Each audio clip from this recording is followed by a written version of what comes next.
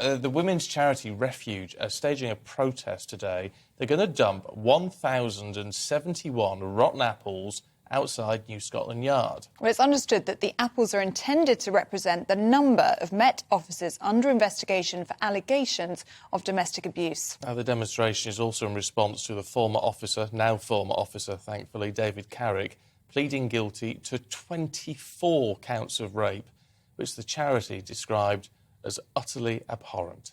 Well, this morning we are joined by GB News' political reporter Katherine Forster, who is outside New Scotland Yard in central London. Well, good morning to you, Katherine, and what can we expect to see this morning?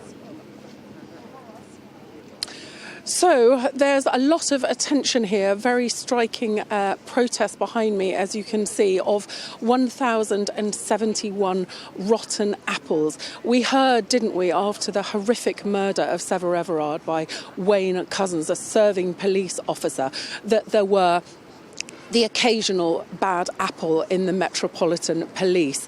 But now, with the fact that David Carrick, another serving officer who has now, of course, been sacked, was convicted of 49 crimes against women, including 24 rapes over a 20-year period against 12 women, that there are, in fact, many, many bad apples in the police, and sufficient action that you would have expected to have been taken, vetting that you would have expected to be in place, simply has been lacking. So Refuge is the biggest charity dealing with domestic abuse in the country.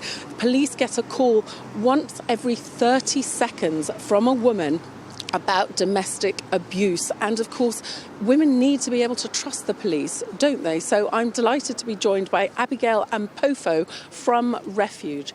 Abigail, thank you for talking to us this morning. Good morning. Can you just explain in your own words why you have decided to demonstrate the state of things in this way? The events of this week, I think, have been shocking for everybody. This is not the first time, it's not the second time. There are 1,071 bad apples in the police, and action needs to be taken. So if this is the way that we have the Met to stand up, step up and be accountable, then this is fine. What do you think needs to change now? What needs to happen now? There needs to be accountability, there needs to be leadership, there needs to be understanding of violence against women and girls and misogyny. There needs to be direction, and women need to know that they are cared for. And how much damage do you think has been done to women's trust in the police? An insurmountable amount of damage. This is a really, really difficult message now for us and other agencies. Often the police should be your first line of defence.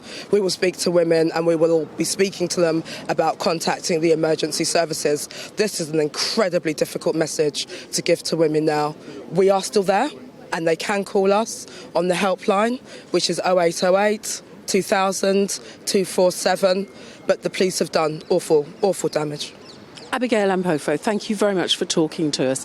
So, a lot of strong words this week, but now, of course, we need to see action. Home Secretary Suella Braverman has said that police forces up and down the country must be checking their databases, must be toughening up their vetting procedures. There's various inquiries going on, but what, of course, is needed now for women to trust the police again is swift and firm action.